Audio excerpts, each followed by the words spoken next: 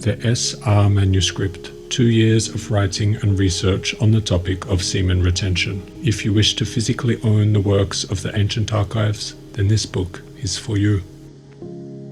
If you are finding it difficult to avoid relapsing on semen retention, then please consider where this weakness lies.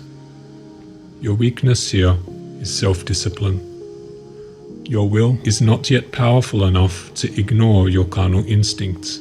Thus, you have not the ability to control your mind. Your mind is controlling you. You must strengthen your will if you wish to succeed. Your level of self-discipline will dictate how far you will go in this life. You will never have a greater or lesser dominion than that over yourself. The height of a man's success is gauged by his self-mastery, the depth of his failure by his self-abandonment. And this is the law of eternal justice. He who cannot establish dominion over himself will have no dominion over others. The secret to self-discipline is simple. Your purpose needs to be so strong that it overpowers any desires or disturbances standing in your way. Masturbation and semen loss is a major disturbance that is draining your resources. It severely impedes your efforts to achieve your life's purpose and thus has no place in your life. It must be eliminated. The man of today must guard his imagination against unworthy thoughts, so that he will gain intellectual and moral liberty and power to concentrate upon worthy subjects, which the man who does not control his sex impulses is unable to do. You can easily see that an uncontrolled sex life is an enemy to intellectual capacity because it demoralizes the power of application and lowers the ideas and wastes the physical resources which should be used to build up new brain cells. Mastering self-discipline will not only bring you success with semen retention, it will bring success into all areas of your life. It is this human quality that creates value in the individual. If you are dissatisfied with your place in life, then self-discipline is the vehicle that will get you to where you want to go.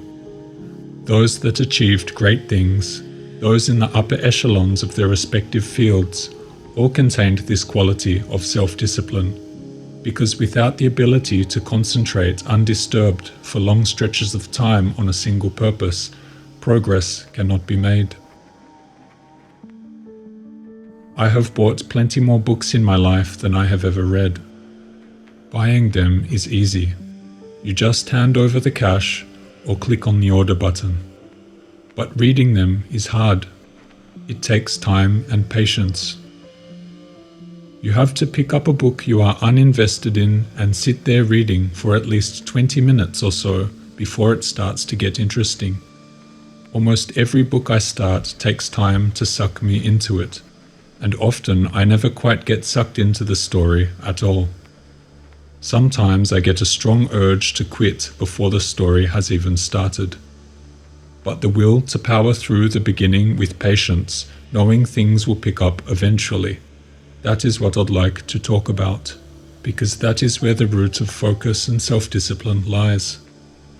The will to continue on with something that you are not currently seeing immediate benefits from, to understand that short-term sacrifice must be made for long-term success. That is the challenge of retaining your sexual energy. It so wants to escape your body, but you use your higher faculties of thought and rationality to control your lower instinctual urges of lust. Thus, the fire of your passions are contained and transmuted into your work and purpose. To be able to exert such control is rare in humans, and the one that can master this will learn the art of self-discipline. Successful people all contain this quality of discipline. You yourself must achieve it. It is vital that you learn to master your instincts and to subdue your desires for a greater result.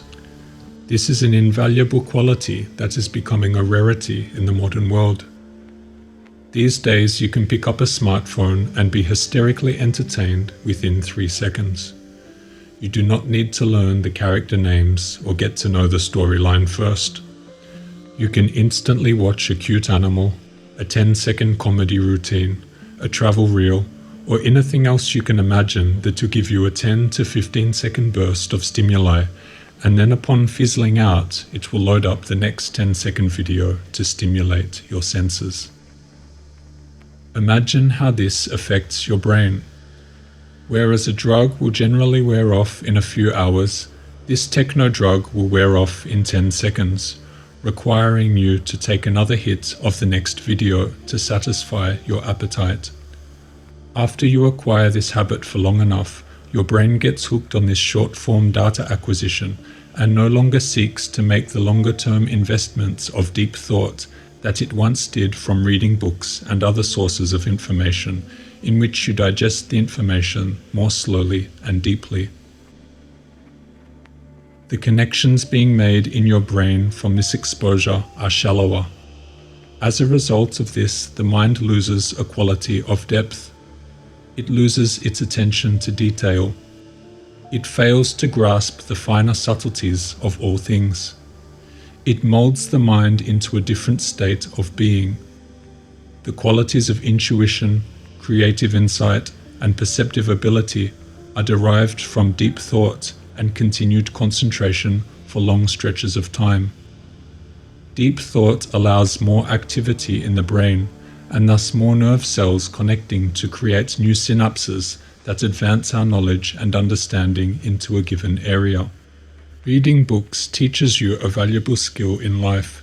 It trains you in the way of gaining deeper knowledge from extended periods of focused concentration on a particular story or subject. It exercises your will, an invaluable quality that promotes intelligence, deep insight, creative thought, and intuitive capacity. Social media tends to encourage the opposite. It encourages the mind to lose interest in something after a few seconds. Now there are whole generations growing up with this way of viewing information. How does that affect society? How does that affect the world? It is often said that the world dramatically shifted since the advent of the smartphone. We are more connected than ever before in history. A lot of the work we had to do to acquire knowledge in the past is no longer necessary, as we can access information with the push of a button or the touch of a screen. We no longer have to endure boredom. I remember being bored often in the 90s, having a few hours here and there with nothing to do. In those times, I was forced to get more creative. I sometimes wrote stories, explored the neighborhood, or daydreamed about my ideal future me, with great detail regarding the house I would live in, the woman I would marry, my flying car that served ice cream, and other strange concepts. Back then, my brain often floated in a mental space which I no longer need to access due to the unending entertainment options of the smartphone. Since the advent of the smartphone, I have no longer needed to think of ways to entertain myself. The phone does that for me. The need to create my own world from my own thoughts and entertain myself has since vanished. That creative world that used to exist in my mind has largely disappeared. As a caveat, it is true that the older generations have always preferred their old ways of living. They call this survivor bias. So what I'm saying now may not be anything new. However, unlike previous generations, the level of information accessibility that came with the introduction of the smartphone was by no means an advancement of standard increment. It was a major jump into the future, from the world we previously existed in. Life before the smartphone was an entirely different experience to now, requiring a vastly different system of thought and hence mode of living. The entire content of worldly knowledge has shrunk down into a small handheld device accessible to almost anyone on Earth. Of course, this is evolution, and it is an overall good thing if we are to judge good as evolving to a more advanced mode of life. However, our independence of thought, ability to think deeply, and our faculties of focus and discipline have been rather strongly affected, it would seem. Semen retention is taking a stand against this dumbing down of the self, against this weakness of the brain to sacrifice future aspirations for instant stimulation and momentary pleasure. Beginning semen retention is much like picking up a new book for the first time. You know the first 20 pages or the first 2 weeks are not going to provide you with much noticeable benefit. Yet in spite of that, you keep on going and enduring until after a time the benefits start to show themselves. The book gets interesting.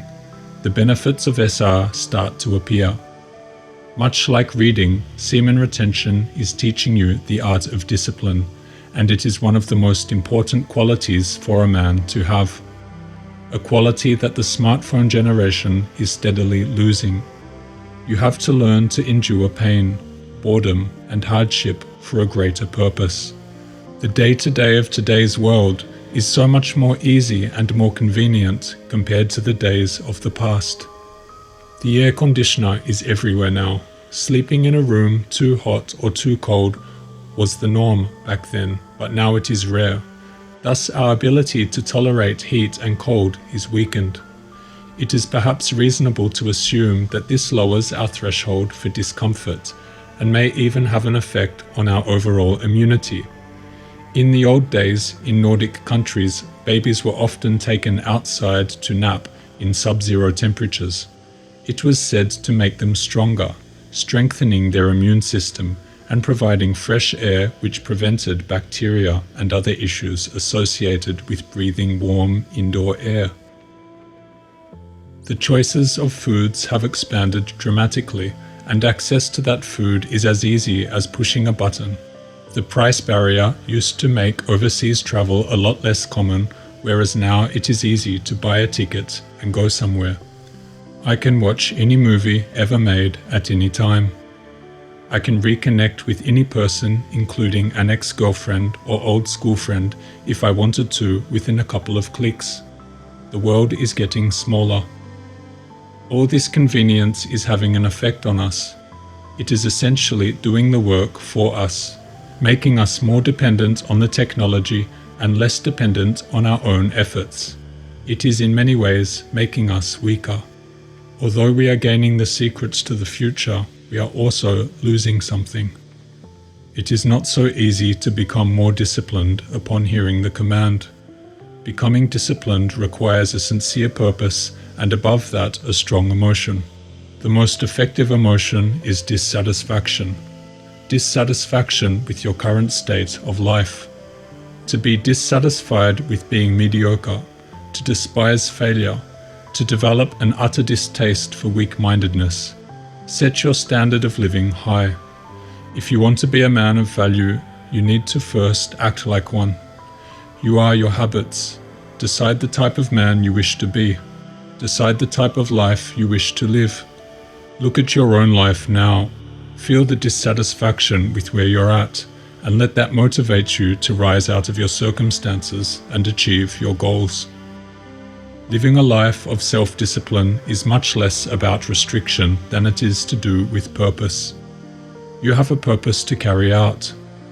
Self-discipline will ensure that your moment-to-moment activities are aligned to that purpose, that as each moment passes, you are doing the activity that is most beneficial towards achieving your overall goal, not being distracted in each moment by impulsive desires or unrelated worldly matters. It is the ability to focus in on a goal and carry out the required steps necessary, whilst avoiding any stimuli that will hinder you from your duty. If the end goal is not yet in sight, self-discipline will allow you to focus on the next step, and from that step, another will usually appear, leading you closer and closer each day towards your ultimate purpose. Phase out all the noise around you.